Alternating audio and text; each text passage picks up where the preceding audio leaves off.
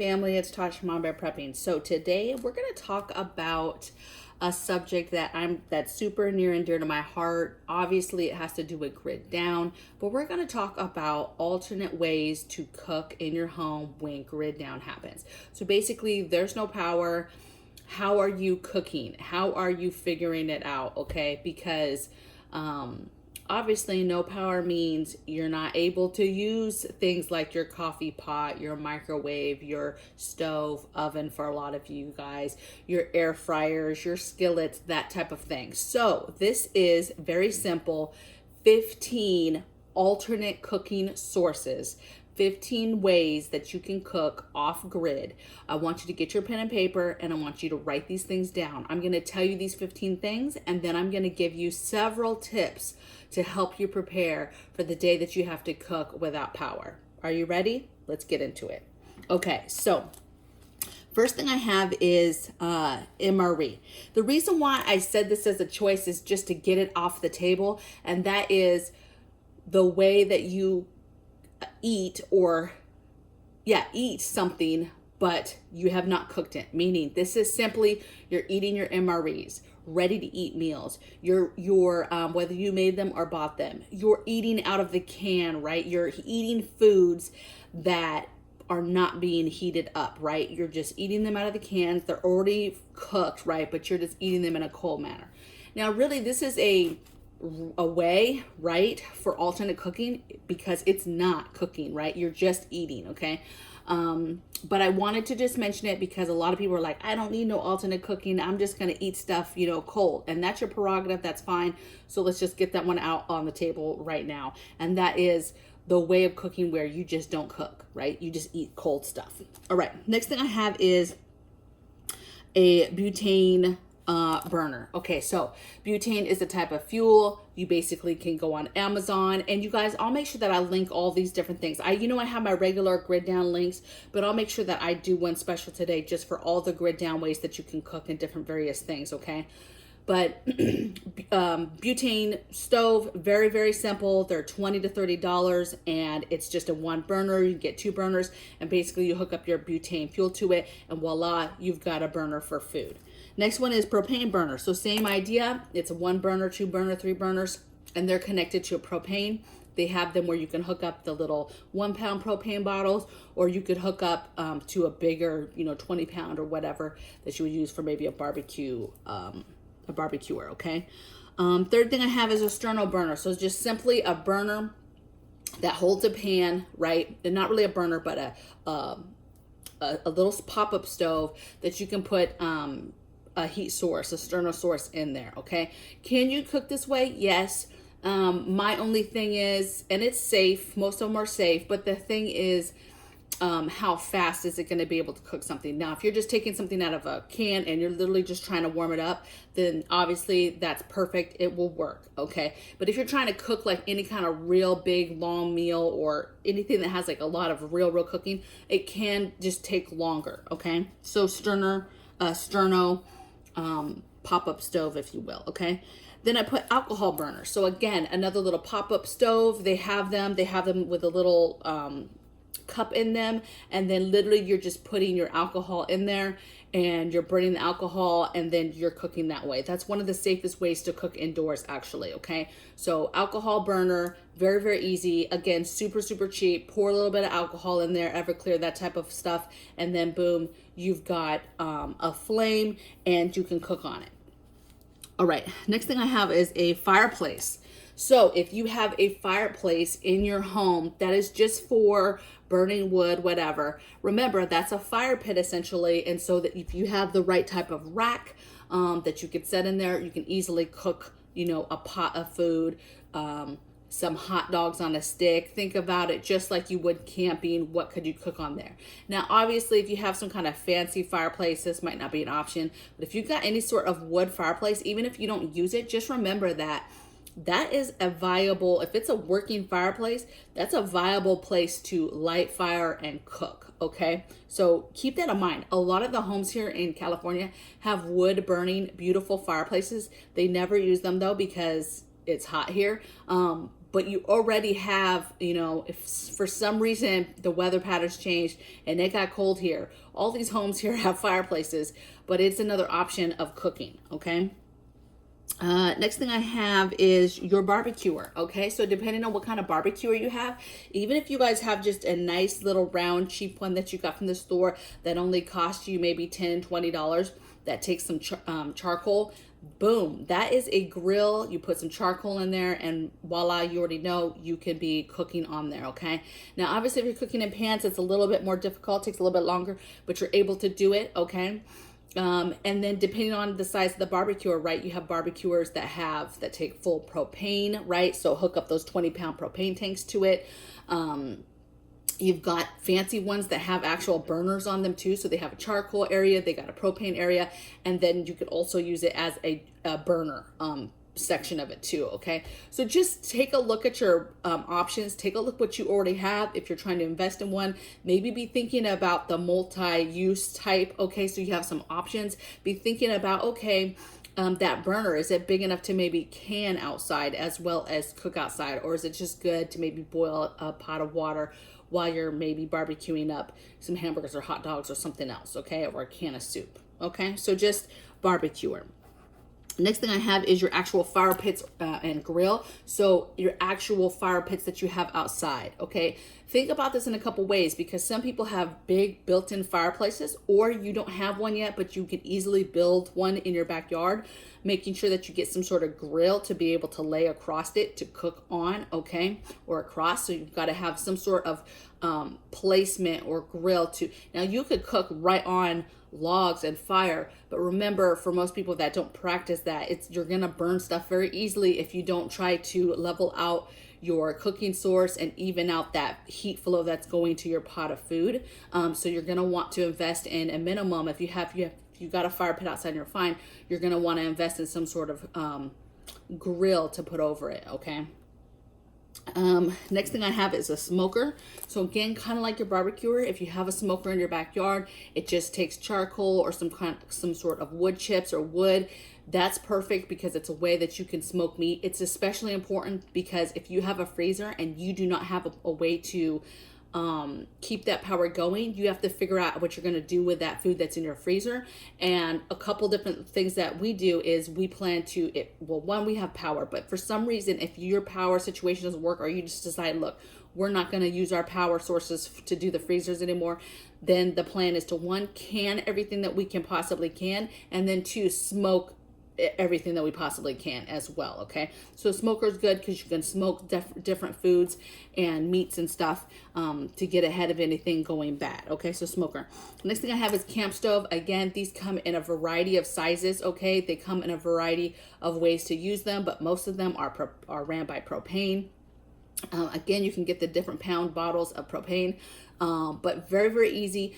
I mean, people use these on campings. They have 1 burners, 2 burners, 3 burners. They have ones that go on a table. They have ones that are up on like a stand that you can stand up on next to.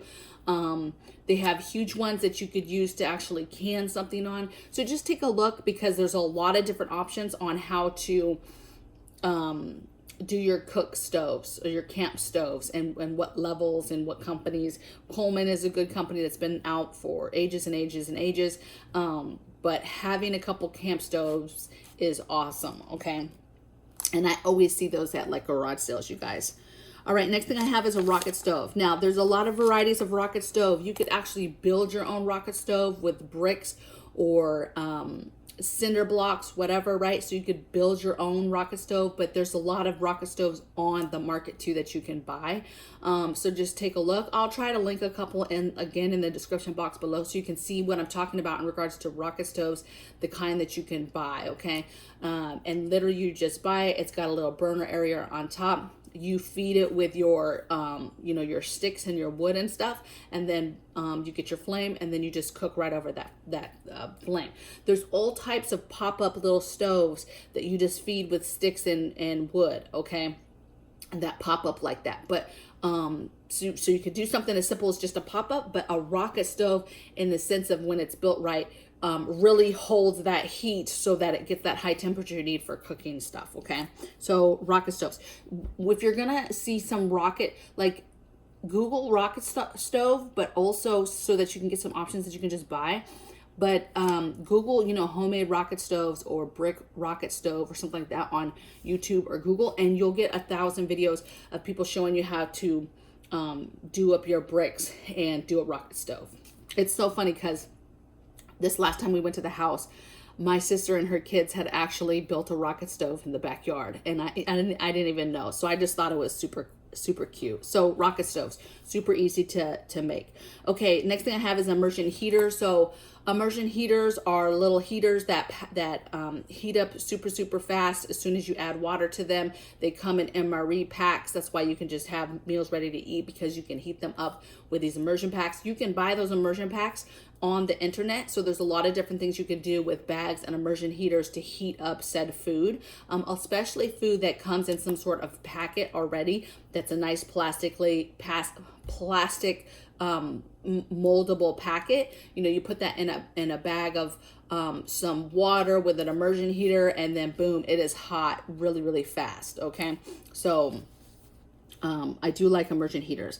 Okay, next thing I have is gas stove. So don't forget about your stove. So a lot of people, if you've already got a stove that is gas ran in your house, a lot of times if you lose power, lose electricity, you're still able to use your gas stove. You just have to light it off yourself, especially if it's like electric. So ours is electric in the sense that it plugs in, to run the light and to run the thing.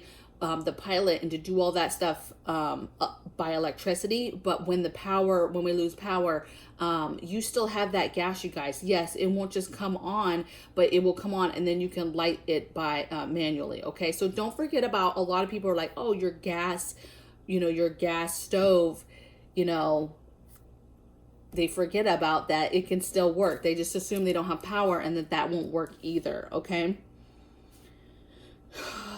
Okay, gas stove. All right, so next thing is sun or a solar stove or oven. So basically, there's all these different products out there, sun ovens, solar ovens, where you take your food, you put it in the sun oven or solar oven, and then it cooks by the sun. Okay.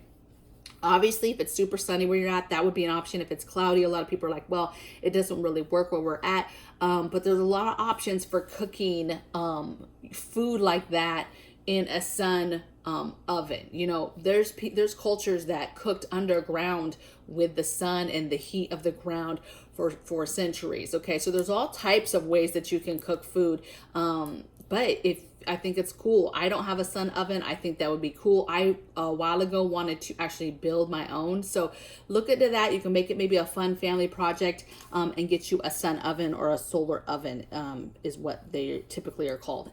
Okay, and the last thing I have is an old-fashioned wood stove. So a lot of people heat their home with an actual wood stove that they feed with pellets, wood, whatever, to keep their house warm, right? That's their way to keep their house warm. But a lot of those, they get warm and hot enough on the top that you can cook right on the top of it. You can cook bread, you can cook a stew, soup, heat up something easily on your wood stove. Okay, so if you've got a wood stove, I would say practice if you haven't yet. Try to make a stew or something on your wood stove, or just keep it simple and just take a can of something, pour it into a nice pot, and warm it up on your wood stove. See how long it takes, and then go from there. Okay, so those are my 15 alternate cooking sources. Now I'm going to give you these tips. The tips are almost as good as the list of cooking alternatives, so pay attention.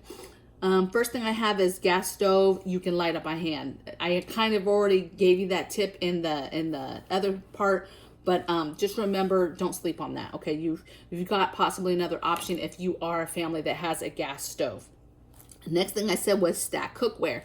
So having the right type of cookware for the way you're cooking it, right? Okay, obviously if you're just cooking on a barbecue or something, then yeah, maybe you can use your regular pans. But if you're cooking on any type of open flame, a fire pit, anything like that, you need to have cast iron. You have to have good quality pans. Even with propane and different things like that, camping stove, stuff like that, there's specific campware and pans that you want to get that will stand up to flames and stuff. Okay, so you have to make sure that you have the right cookware and not just assume you're going to be able to use the pans that are in your kitchen. Okay, so please take a look at that.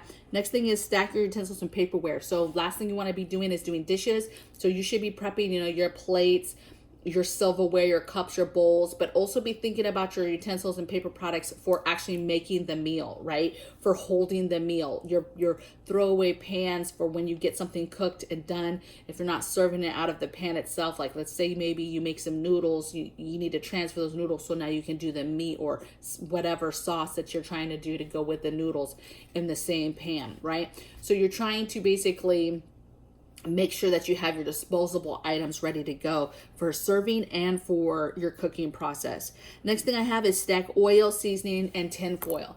So oil is super important when you're cooking off grid, when you're cooking over a fire, something like that. You've got to have your oil.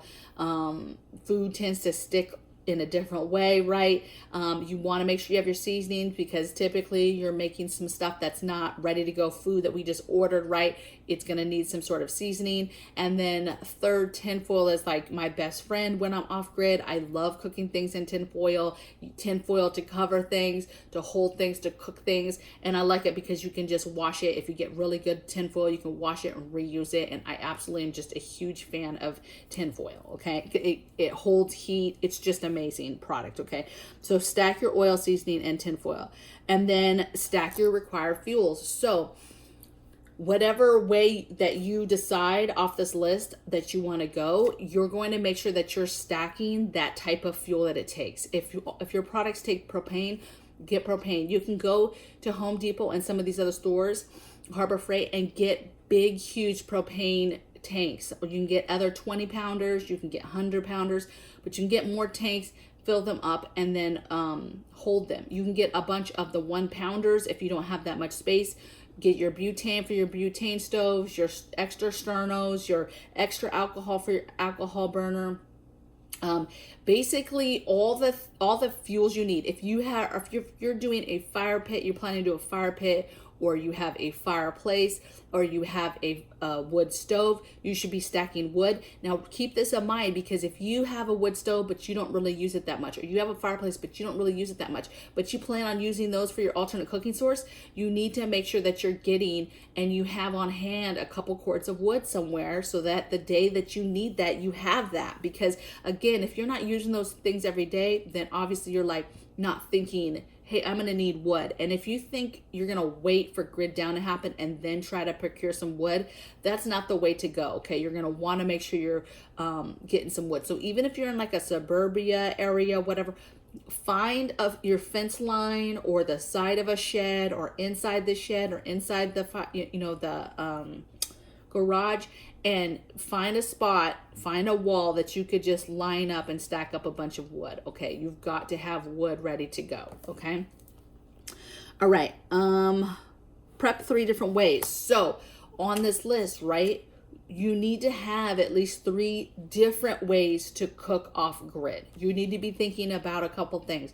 Be thinking about, hey, the day that fuel source will run out. What happens if all you get was a little butane stove, you get a case of butane fuel or whatever, you only get a couple, whatever, but you run out the day that you're going to run out. You need to have other options, okay? Some options are easier to cook on, okay? Some things you don't need to pull out the big fancy fuel stuff if it's not going to take that long to just heat up a can of soup, okay? Think about your processes and having a variety of different ways because of the day you run out of fuel, or you have to switch it up. Maybe you need to bring it inside, and certain cooking methods inside are safer than cooking outside. You need to just be thinking about options and having options, okay? And having different fuels, okay? So prep 3 different ways. Make sure that you have a carbon monoxide detector at all times inside. You need to make sure that you have that no matter what, even if it's something that's considered to be a safe way to cook indoors.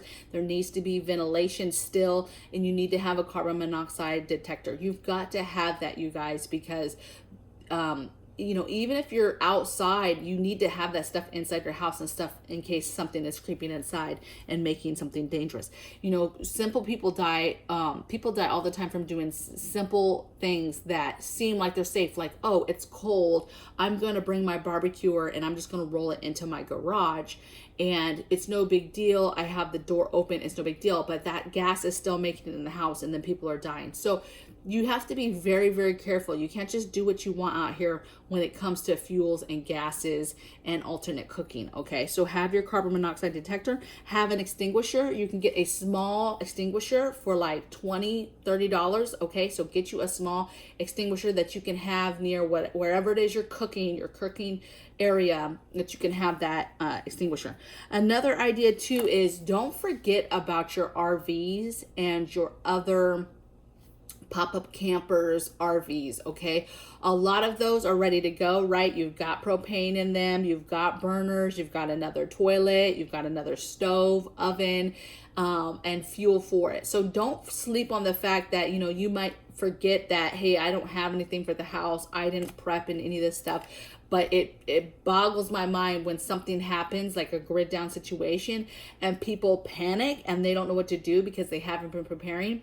And something as simple as they've had an RV sitting in their backyard that actually had fuel and had a different way to cook and had a different way to take a shower or whatever, right?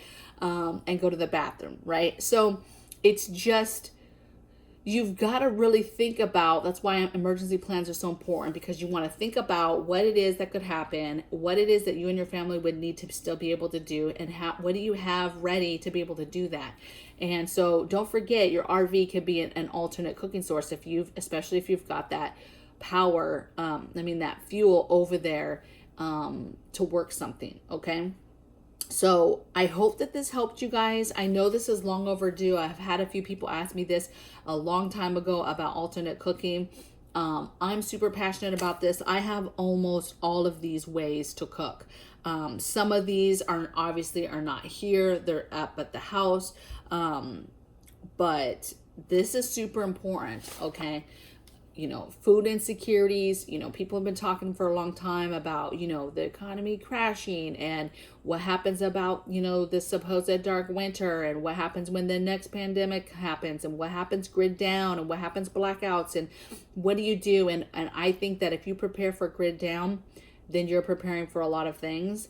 And this is a huge part of grid down, is being able to still cook for your family and not panic and be like, oh, I don't know.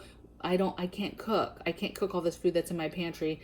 You know, and learning basic skills like lighting that fire in the backyard, right? You know, you have this beautiful fire pit that, you know, you don't even light. Your friend lights when they come over, you know, to have a couple beers with you around the fireplace. You need to get out there and learn how to light it, and make sure you have wood on your property so that you could light it and cook out there, and make sure you have the right things. So again, last little plug, take a look. I do get a small commission, but take a look at the description box below. It will have all these things that I talked about in the grid on my Amazon shop for the grid down items, so that you can get an idea and at least get to that area of Amazon so that you know what I'm talking about for some of these products if you've never heard of them, okay? So I will see you guys on the next video. Blessings from my bear cave to yours. Take care. Bye.